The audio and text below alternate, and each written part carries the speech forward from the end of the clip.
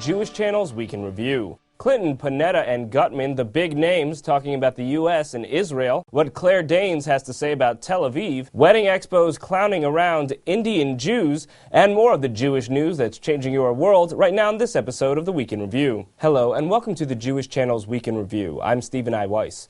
It's been a busy week for Israeli and American officials arguing about everything from anti-Semitism to ultra-Orthodox restrictions in the Jewish state to the peace process. We'll start with the statements that anti-Semitism is being furthered by the Israeli-Palestinian conflict. Those comments were directed to a Jewish audience by the U.S. ambassador to Belgium. That ambassador, Howard Gutman, said that there's a difference between what he called classic bigotry against Jews in Europe and the anti-Semitism we see among Muslims in Europe today. Here's how he described that second phenomenon. It is the area where every new settlement announced in Israel, every rocket shot over a border or suicide bomber on a bus, and every retaliatory military strike exacerbates the problem and provides a setback here in Europe for those fighting hatred and bigotry here in Europe. Adding peace in the Middle East would indeed equate with a huge reduction of this form of labeled anti-Semitism here in Europe. It's important here to note what was not said. A misquote of the ambassador was circulated in large part by the right-wing news outlet Arutz Sheva, which treated a paraphrasing in an Israeli newspaper as a direct quote. Here's what the ambassador did not say, but many thought he did, courtesy of Arutz Sheva. A distinction should be made between traditional anti-Semitism, which should be condemned, and Muslim hatred for Jews, which stems from the ongoing conflict between Israel and the Palestinians. Again, that's what Gutman did not say, but Jewish organizational leaders were seemingly universal in their condemnation of what Gutman did say, and especially anti-Semitism watchdog groups like the Simon Wiesenthal Center and the Anti-Defamation League. Here's the statement from the Wiesenthal Center's Rabbi Marvin Heyer, following Gutman's twisted logic. Christian anti-Semites who insist that their hatred of Jews is based on the fact that the Jewish people failed to acknowledge Jesus as Messiah should also be excused until such time as the underlying reason for that hate, the Jewish people's refusal to accept Jesus as Messiah, is reversed. The White House responded to the controversy with a statement reading in part, "We condemn anti-Semitism in all its forms, and that there is never any justification for prejudice against the Jewish people or Israel." The ambassador offered a clarification on his website that seemed to stop short of an apology, stating, "I strongly condemn anti-Semitism in all its forms. I deeply regret if my comments were taken the wrong way." He then invoked his parents' survival of the Holocaust in concluding, "My own personal history and that of my family is testimony to the salience of this issue and my continued commitment to combating anti-Semitism." The two frontrunners in the Republican presidential primary, Mitt Romney and Newt Gingrich, called for Gutman to be fired. Meanwhile, comments from two of the most prominent cabinet members in the administration of President Barack Obama are also making waves this week. The comments from both Defense Secretary Leon Panetta and Secretary of State Hillary Clinton came during a conference in Israel called the Saban Forum. The Defense Secretary, speaking of the Israeli-Palestinian peace process during a Q&A session, said, "The problem right now is we can't get them to the damn table to at least sit down and begin to discuss their differences. You know, we all know what the pieces are here for a potential agreement." He also said that both Israel and Turkey need to do more to mend their relationship, and said the same of Israel's relationships with Egypt and Jordan. The other cabinet-level news had Secretary Clinton echoing the complaints of many Israelis and American Jews and expressing concern over increasing ultra-Orthodox restrictions on women throughout Israel. Because Clinton's remarks at the forum were meant to be off the record, quotes are hard to come by. But the gist of what she said appears to be that she referred to an article in the Washington Post by Ruth Marcus that highlighted a growing sense of inequality for women in Israel owing to ultra-Orthodox strictures, such as gender-segregated buses on some lines and ultra-Orthodox efforts to remove images of women's faces from the public sphere. She reportedly criticized other efforts in Israel that she called anti-democratic, such as the proposed law to limit foreign funding for organizations critical of the Israeli government. Meanwhile, within Israel, policies regarding women continue to be an issue. Haaretz reported this week that nearly two-thirds of religious schools in Israel are gender-segregated. That is an increase of more than 3 times the ratio that existed a decade ago, when fewer than 25% of religious schools in Israel were gender-segregated. But one group is pushing back against treatment of women in Israel. The left-wing New Israel Fund has launched a campaign to get women outside of Israel to send in pictures of themselves holding printouts declaring, "Women should be seen and heard." The effort in some ways echoes the I Am the 99% Picture project of Occupy Wall Street. The New Israel Fund says it plans to display some of the pictures as posters around Jerusalem, where pictures of women's faces are likely to be vandalized. Of course, Jerusalem is one type of Israeli culture, while Tel Aviv is quite another. As actress Claire Danes and talk show host Conan O'Brien found, here they are discussing the nightlife in what's often referred to as the gay capital of the Middle East. We have a clip here from Homeland, okay. And I know some of this was, did you shoot some in Israel? We did, yeah. It was standing in for Iraq in the pilot. That must have been a fascinating experience. It was wonderful. I loved it. And the big reveal, the big surprise is that Tel Aviv is like a party town, kind of the most intense party town I've ever been to. I mean, and I realized because it is very stressful there, you know, it's rather fraught and people are kind of tense and they need to blow off some steam, and they do. That's just something I don't hear that often about Israel. It's party true. town.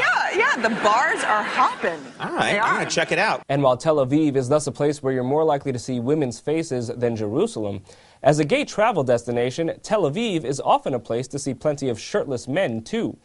But a different kind of shirtless man is going to be making an appearance this September.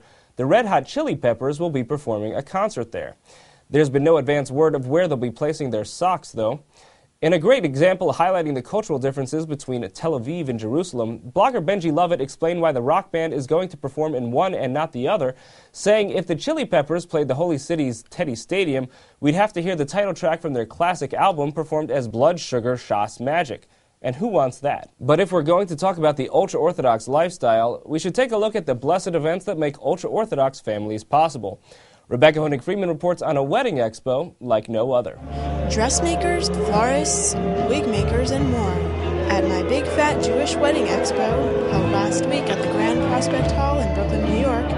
Organizer Avi Wardy said the event is the very first of its kind. Obviously, there are wedding expos that take place all over America, but nothing that has specific vendors for Jewish clientele.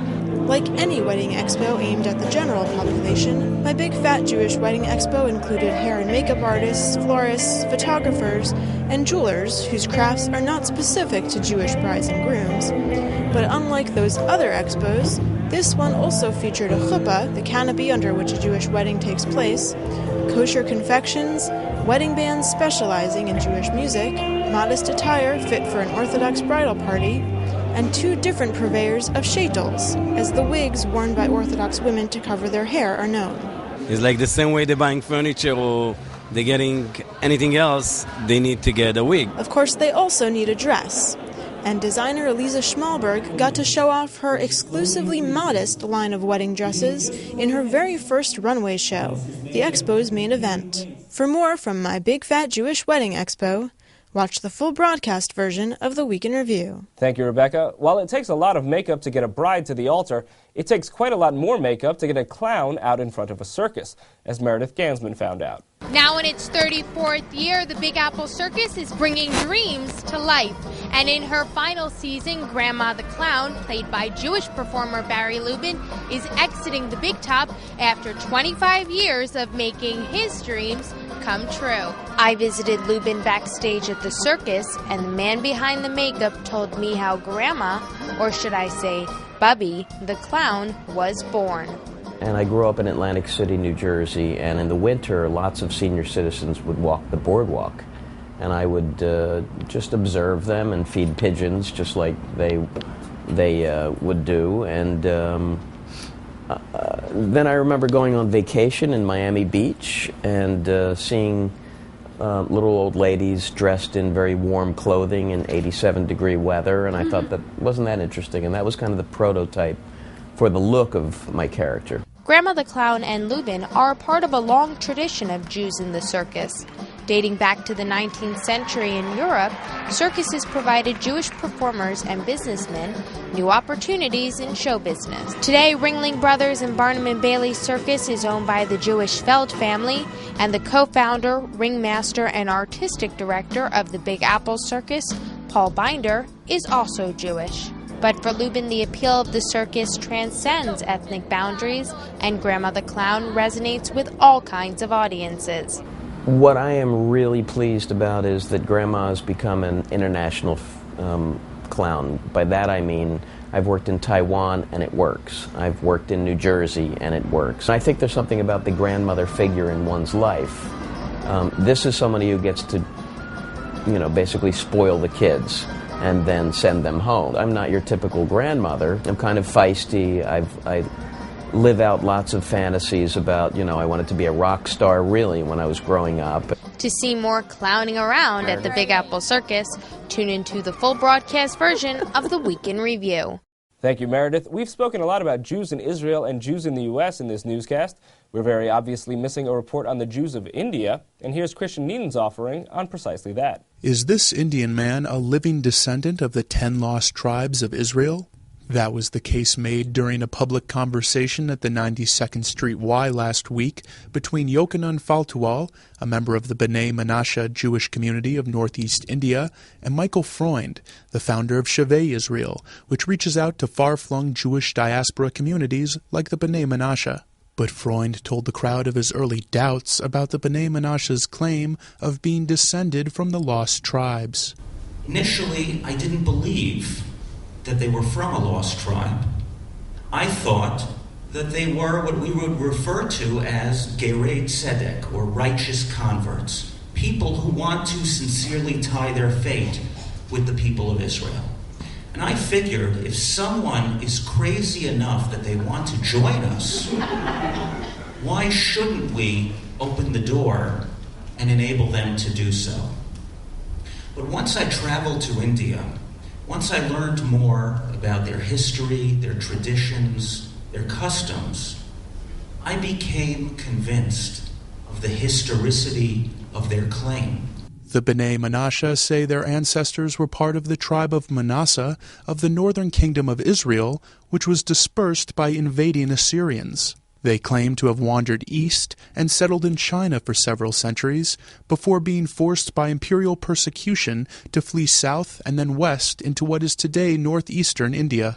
To hear more about the lost Jews of India, please tune into the full broadcast edition of the Week in Review. Thank you, Christian. Finally, a few brief items. We opened the newscast talking about how Israeli-American diplomacy had some interesting moments this week. Here's one of strong cooperation on Iran.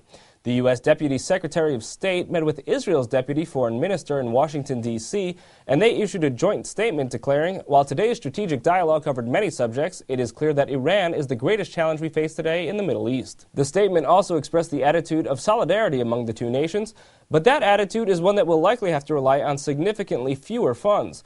The recently failed talks of the so-called Super Committee in attempting to reach a deal on deficit reduction will mean that Israel could lose $250 million a year in U.S. funding, according to a report in The Forward. That's nearly 10% of the roughly $3 billion that Israel is scheduled to receive in 2013. But while one struggling government might be giving less, another government making economic headlines is planning to give more to Jews. Germany is going to be providing a monthly pension to anyone who spent at least 12 months in a ghetto in hiding or under a false identity, in an expansion of efforts to provide compensation to those who suffered as a result of the Holocaust. This is estimated to provide an additional $650 million in payments to approximately 8,000 individuals. And where we've been reporting in recent weeks of policy moves Netanyahu has been making that could be looking toward his re-election campaign, he's now announced an American-style move to prepare for re-election efforts. Netanyahu has moved the Likud party primaries up to January of 2012, which will give nominees at least a full year to campaign if elections are scheduled as predicted for 2013. And lastly, an update on our recent report about a controversial Israeli ad campaign that sought to get Israeli expatriates to move back to Israel by suggesting they'd lose their identity in America. The story raised quite a lot of anger in the Jewish world, and our report ultimately led the Netanyahu government to announce the cancellation of the campaign and the deletion of the videos associated with it from the internet. TJC's report led to stories in leading national publications, the New York Times, the Washington Post, CNN, Politico, The Atlantic, and many others. Anger over the campaign generated responses from the Jewish Federations of North America, which called the ads outrageous and insulting. TJC News is committed to continuing to bring you the most important Jewish news in the world's first ever Jewish news broadcast, and we're glad that our reporting continues to prove very relevant to leading Jewish figures and leading news publications around the country and globe. That's all for this week. From all of us here at the Jewish Channel, be well. The Jewish Channel is available on cable. Time Warner Cable Channel 528, IO Optimum Channel 291, RCN Channel 268, Bright House Channel 330, Verizon Fios Channel 900, Cox Channel 1, Frontier Communications, and now on Comcast Cable in the on-demand menu under Premium Channels. For more information, visit tjctv.com.